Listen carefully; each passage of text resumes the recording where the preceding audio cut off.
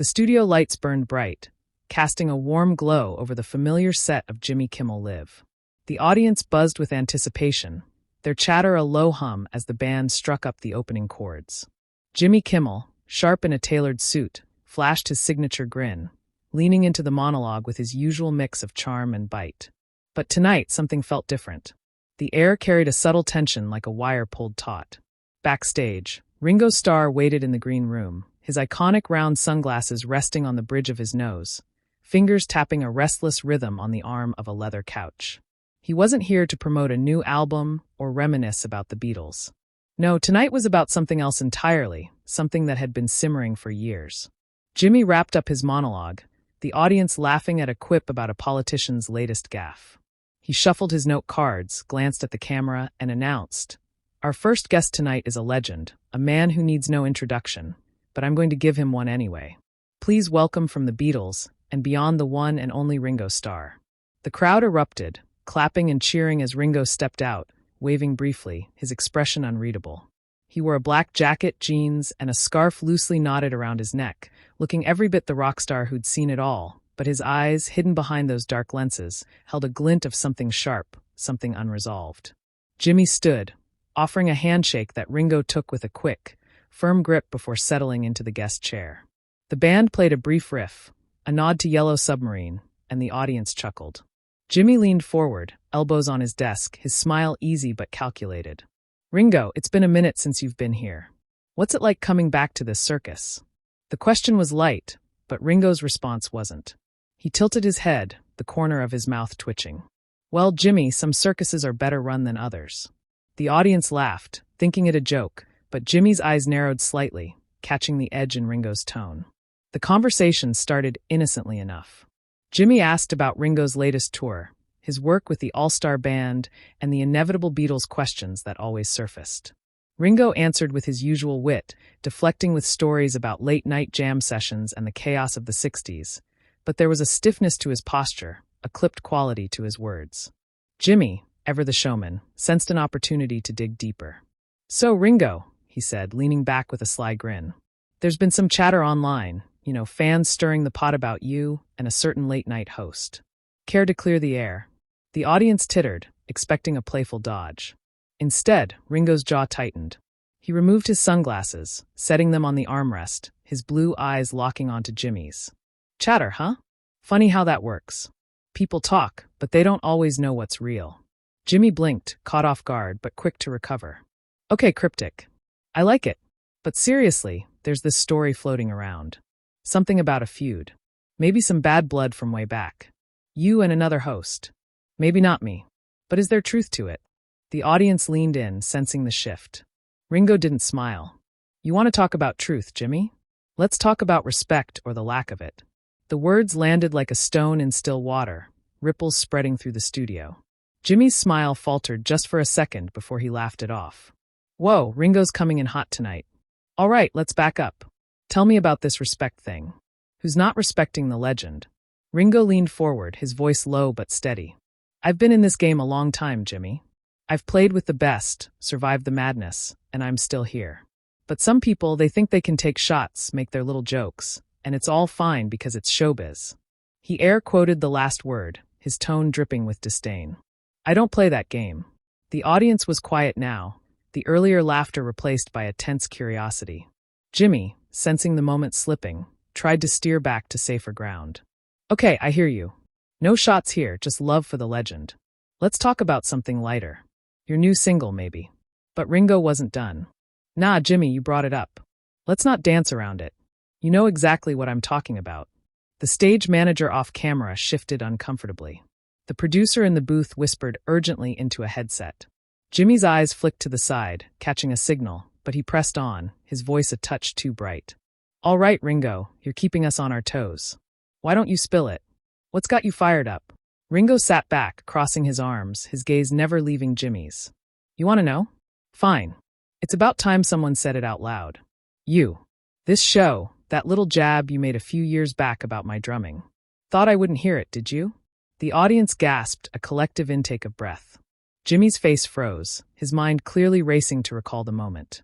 The show was teetering on the edge, and Ringo wasn't backing down. The studio lights seemed to burn hotter now, the air thick with unease.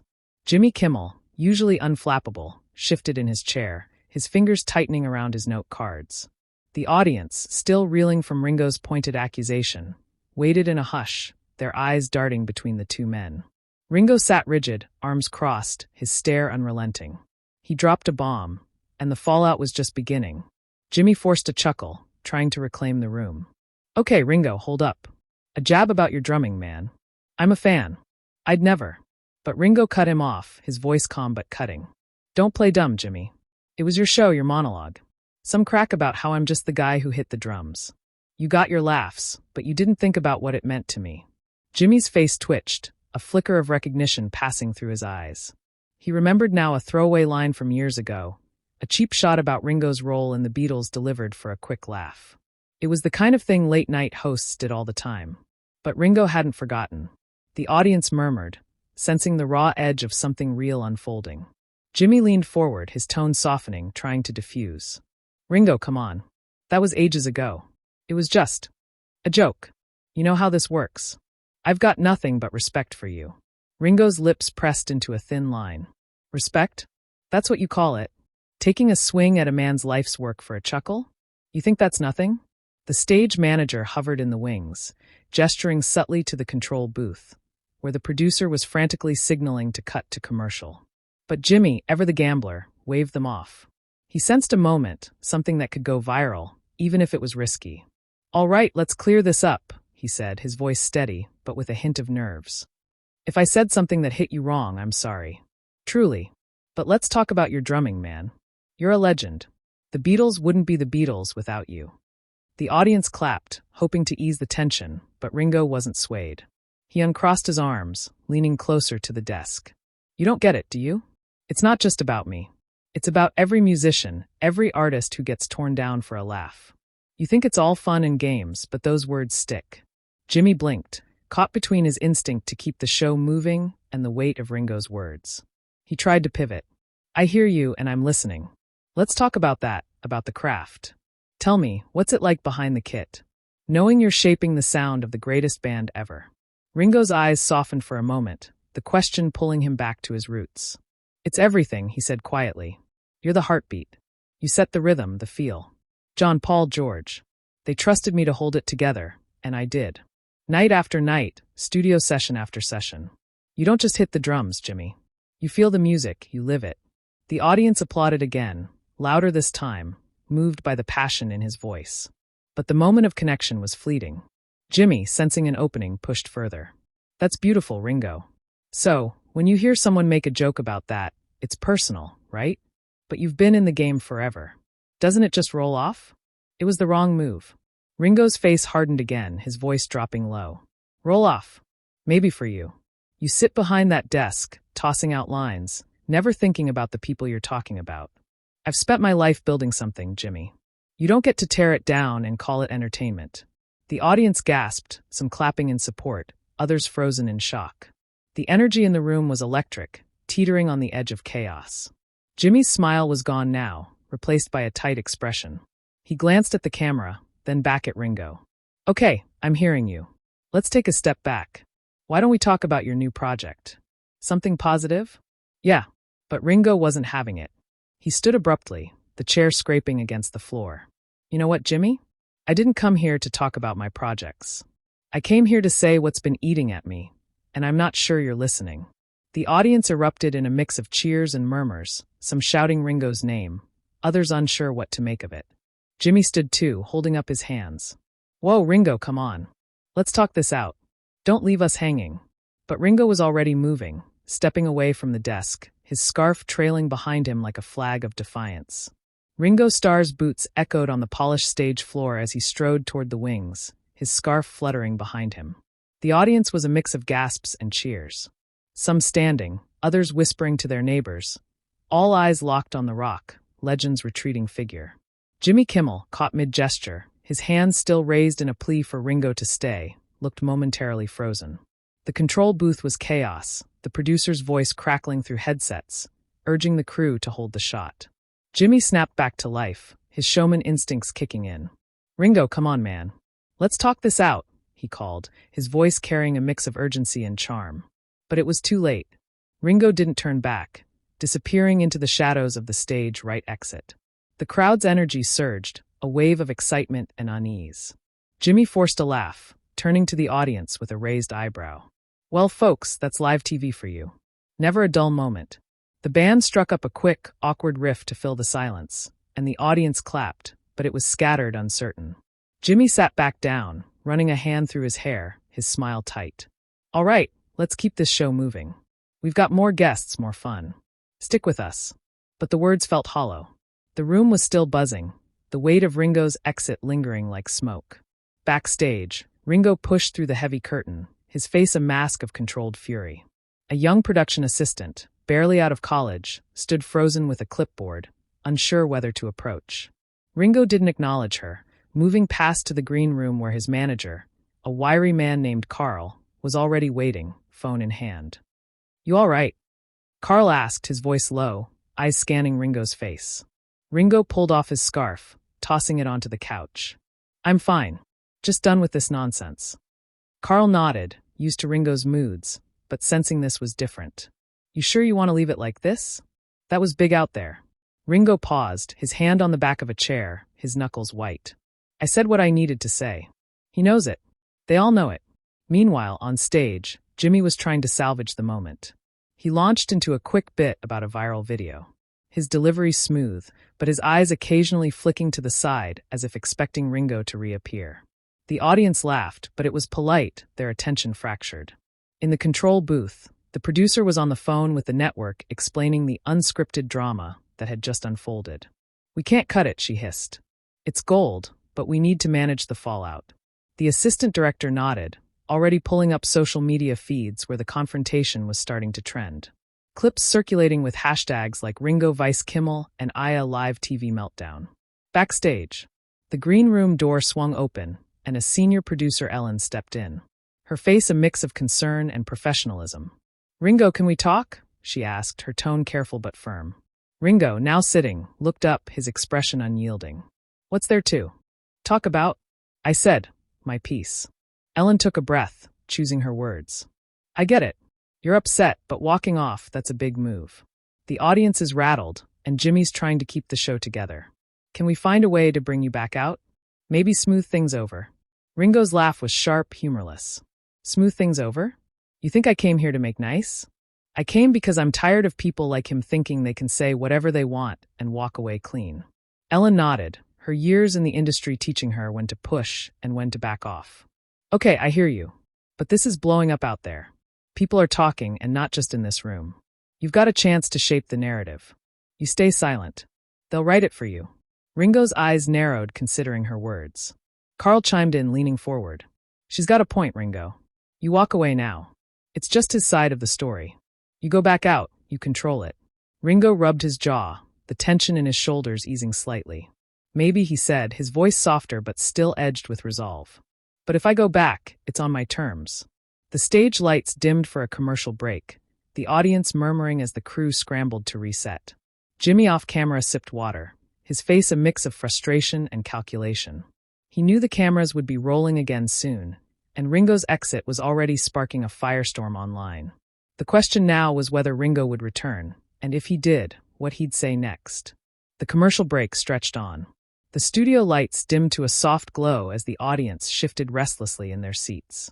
Whispers rippled through the crowd, phones glowing as some snuck tweets or texts about the drama they'd just witnessed.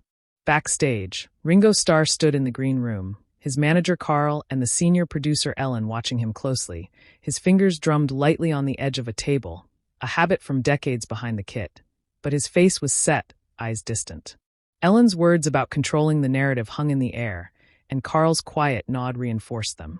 Ringo exhaled sharply, running a hand through his hair. All right, he said finally, his voice low but resolute. I'll go back out, but I'm not here to play nice or let him off the hook. He needs to hear this. Ellen nodded, relief flickering across her face, though she kept her tone professional. We'll make it work. Just give me a heads up if you're planning anything big. Ringo's lips twitched, almost a smile. No promises. On stage, Jimmy Kimmel was back in his chair, adjusting his tie as the floor manager counted down to the end of the break. The band played a quick filler tune, and the audience's energy picked up, sensing the show was about to resume. Jimmy leaned toward his sidekick, Guillermo, muttering something under his breath. His expression a mix of nerves and determination. The producer's voice crackled through his earpiece. Ringo's coming back. Be ready, but don't push too hard. Jimmy nodded subtly, his mind racing. He knew the cameras would catch every second of this, and the internet was already dissecting the earlier clash. He had to tread carefully, but keep the show's edge. The stage manager signaled, and the lights snapped back to full brightness. The band kicked into a lively riff, and Jimmy faced the camera with his trademark grin, though it was tighter than usual. Welcome back, folks. We've had quite a night already, haven't we?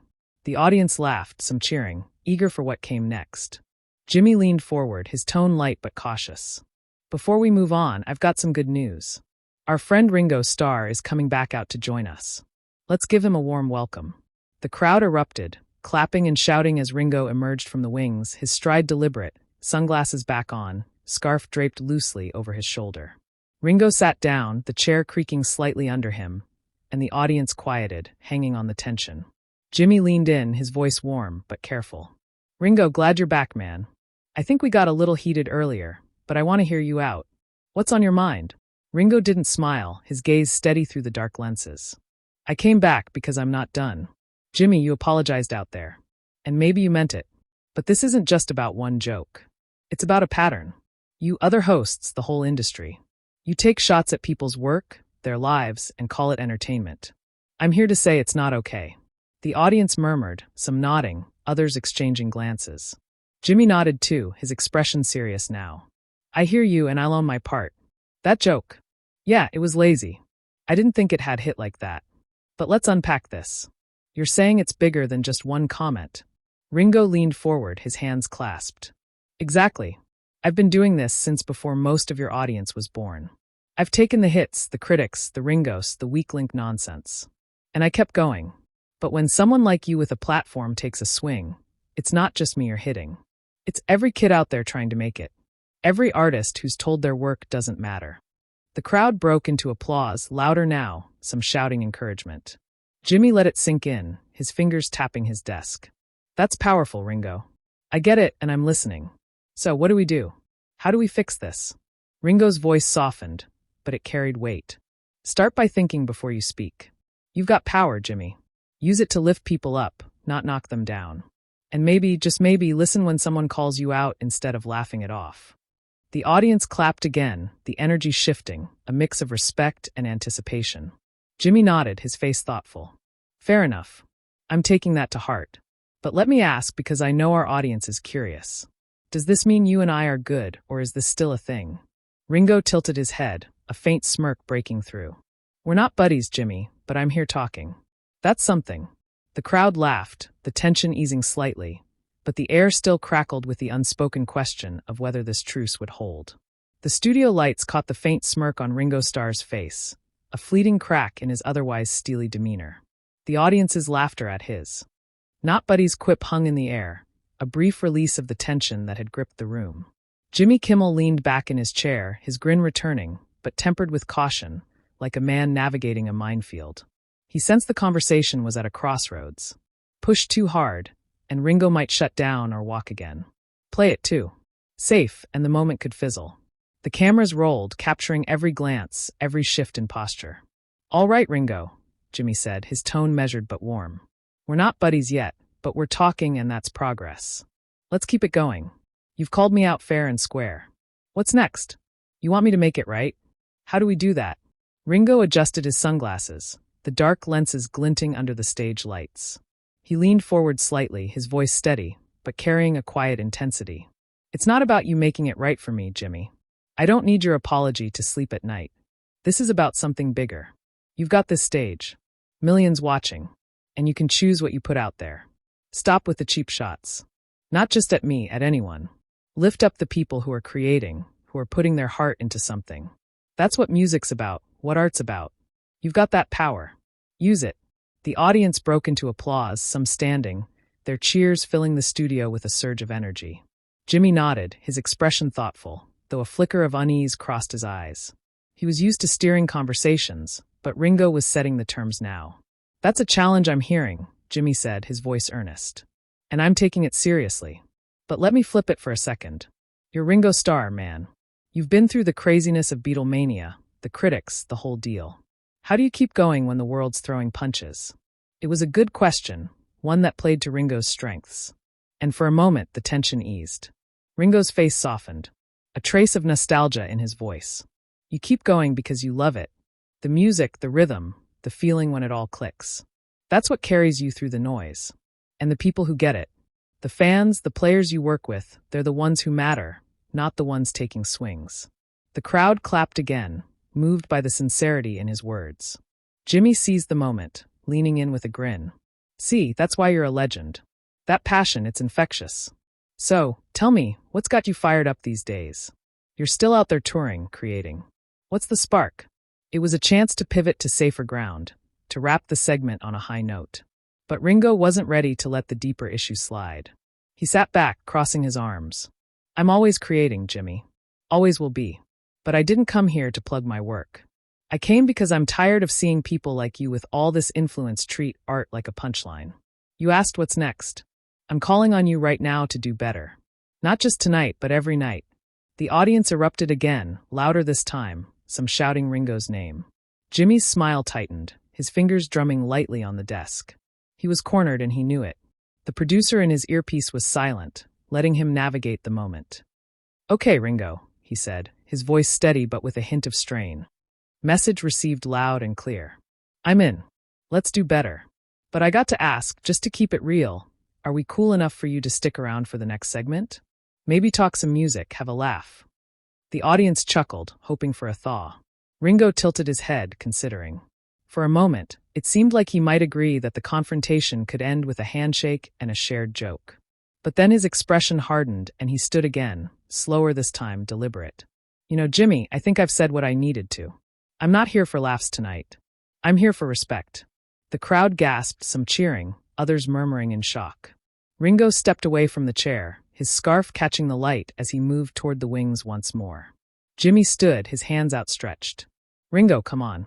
Don't do this again. Let's end this right.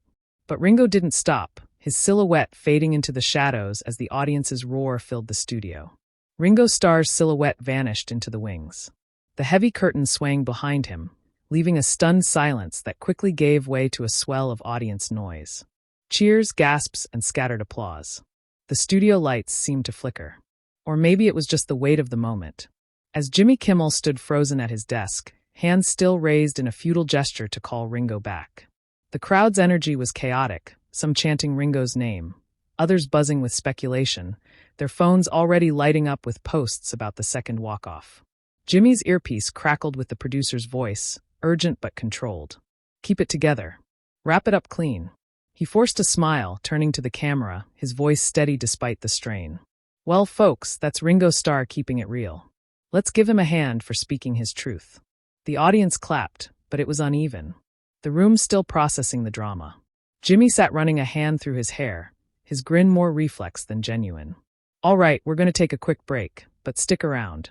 We've got more show coming up. The band launched into a frenetic riff, and the stage lights dimmed as the show cut to commercial. Off camera, Jimmy leaned back, muttering to Gummo, that was a mess. Guillermo nodded, eyes wide, as the crew scrambled to reset. In the control booth, the producer was already on the phone with the network, fielding questions about damage control. Social media was exploding. Clips of Ringo's exit racking up views with captions like Ringo schools Kimmel and live TV just got real. The hashtag Ringo Walks was trending worldwide. Backstage, Ringo was already at the exit. Carl at his side zipping up a leather jacket. The same young production assistant hovered nearby, clipboard clutched to her chest, but she didn't dare speak. Carl glanced at Ringo, his voice low. You sure about this? You made your point, but leaving twice? That's going to follow you. Ringo adjusted his sunglasses, his face unreadable. I said what I came to say. I'm done here. He pushed open the door to the lot where a black SUV waited, engine idling. The night air was cool, a contrast to the charged atmosphere inside. As he slid into the back seat, Carl lingered a moment, phone buzzing with messages from publicists and reporters. This is going to be everywhere, he said, almost to himself. Ringo just nodded, staring out the window. Good, let it. Inside, the show stumbled back to life. Jimmy, now composed, launched into the next segment, introducing a comedian with forced enthusiasm. The audience laughed on cue, but the energy was off. Their minds still on Ringo's words, his defiance. Jimmy kept it light, cracking jokes, but his eyes betrayed a flicker of unease. He knew the night's events would define the episode, maybe even his career for weeks to come. The comedian's set landed well enough, but the room felt like it was holding its breath, waiting for something else to happen. In the green room, Ellen, the senior producer, stood with arms crossed, debriefing with the stage manager. "We should have cut to commercial sooner," she said, shaking her head. But who saw that coming? Ringo Starr of all people. The stage manager shrugged. He was calm until he wasn't, like he'd been holding it in for years. Ellen nodded, already drafting a statement for the press. The network would want a response, something to spin the narrative, but Ringo's exit had left little room for ambiguity. He'd called out the industry, and the world was listening. As the SUV pulled away from the studio, Ringo leaned back, the city lights streaking past. His phone buzzed with texts from old friends, bandmates, even a few musicians who'd seen the clips online and wanted to weigh in. One message from a drummer he'd mentored years ago read simply, "You said it for all of us. Thank you." Ringo's lips curved slightly, the closest he'd come to a smile all night. He'd known coming on the show was a risk, that airing his grievance could backfire. But he'd also known silence wasn't an option anymore. The jokes, the dismissals, the years of being reduced to the other Beatle, it had built up. And tonight he'd drawn a line. Back in the studio, the show wrapped with Jimmy's usual sign-off. His charm intact but subdued. "Thanks for watching, folks. It's been a night. See you tomorrow." The audience clapped. The credits rolled and the lights dimmed. But the story was far from over. Online, fans and critics were already dissecting every word, every gesture. Some called Ringo a hero for standing up. Others thought he'd overreacted. Jimmy's team was in crisis mode, planning how to address it on the next show. For Ringo, though the night was done, he'd said his piece, and the world would decide what to make of.